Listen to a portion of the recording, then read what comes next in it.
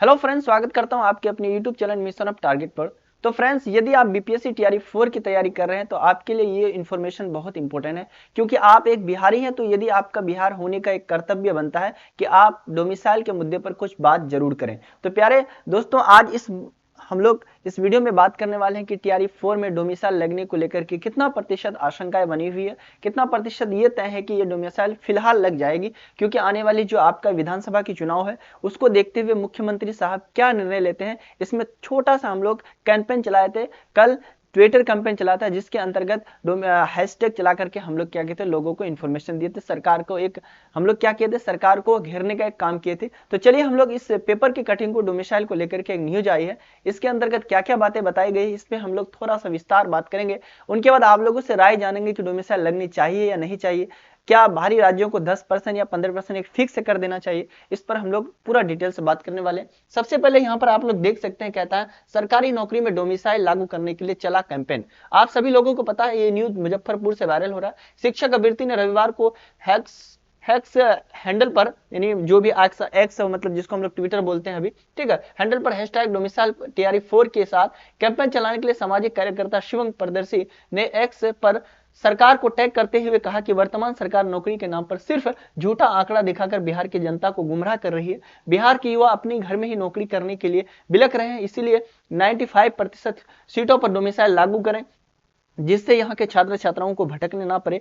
साहित्य आजकल के फाउंडर हरिकृष्ण का कहना है कि कहाँ का है न्याय कि वोट बिहारी करे और नौकरी बाहरी मिले। राजनीतिक पार्टियों ने भी इस कैंपेन का समर्थन किया है। जन सुराज ने सूत्रधार प्रशांत किशोर ने कहा कि अब डोमिसाइल नीति में बदलाव होनी चाहिए। प्रशांत किशोर ने भी बताया था कि भाई डोमिसाइल नीति पर बदलाव होना चाहिए और 10% 5% एक तरह से फिक्स कर देनी चाहिए, ताकि लोगों को भी मौका मिले। ठीक है, मौका मिलनी चाहिए, कोई बात नहीं, लेकिन इतना ज्यादा नहीं। पेपर लीक और नौकरी में भ्रष्टाचारी को जड़ से खत्म करना चाहिए और बिहार के छात्रों को एकजुट होकर के अपनी लड़ाई लड़नी होगी। युवाओं ने कहा कि बीपीएससी की ओर से शिक्षक भर्ती परीक्षा पिछले वर्ष में 3 बार आयोजित की गई, इसमें करीब 36.37% शिक्षक अन्य राज्य के। आप बताइए, यानी 100 में से 36 तो टीचर अगर बाहर का ही होगा तो भाई क्या रहा, मतलब एक तरह से आधा आधी का मामला हो गया।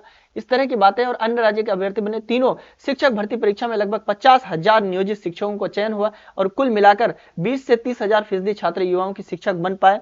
और अभ्यर्थी ने कहा कि शिक्षक भर्ती रिजल्ट भले ही 90% के आसपास रहता है, लेकिन उसमें सरकारी और विभाग की लापरवाही की वजह से दस्तावेज में गड़बड़ी, योग्यता का पूरा न होना आदि स्थितियों में सीट खाली रह जाती है। कहीं ना कहीं जो डॉक्यूमेंट्स वेरिफिकेशन होता, टीआरई 1 और 2 में देखा गया कि काफी ज्यादा फर्जी डॉक्यूमेंट्स वाले को भी बहाली कर दिया गया। प्यारे बच्चों, प्यारे दोस्तों, तो इस तरह की चीजों को लेकर के आप लोग अपने मन में क्या सोचते हैं, क्या आशंकाएं हैं, क्या डाउट्स है, क्या डोमिसाइल पूरी तरह से लगना चाहिए बिहार वासियों के लिए, ये बात आप लोग बताइए। क्योंकि आने वाली विधानसभा की चुनाव है, यदि विधानसभा के चुनाव के पहले अगर सरकार बिहार वासियों के हित में अगर अच्छी बातें नहीं सोचती है, तो कहीं ना कहीं उनके लिए नकारात्मक सोच उत्पन्न हो सकती है बिहार की जनताओं के द्वारा। तो ये बातें सारी चीज लेकर के डोमिसाइल की बात थी, और डोमिसाइल एक तरह से जायज मांग है, क्योंकि आप हाई कोर्ट, सुप्रीम का हर जगह जाइएगा तो ये बातें हैं कि चलो अदर स्टेट के लिए कुछ छोड़ा जाए, तो कहीं ना कहीं भाई अदर कुछ ही छोड़ा जाए ना। अब 50% छोड़ दिया जाएगा तो भाई दिस इज द रूल, मतलब खिलाफ है, रूल का, कानून का खिलाफ है, इस तरह की चीजें।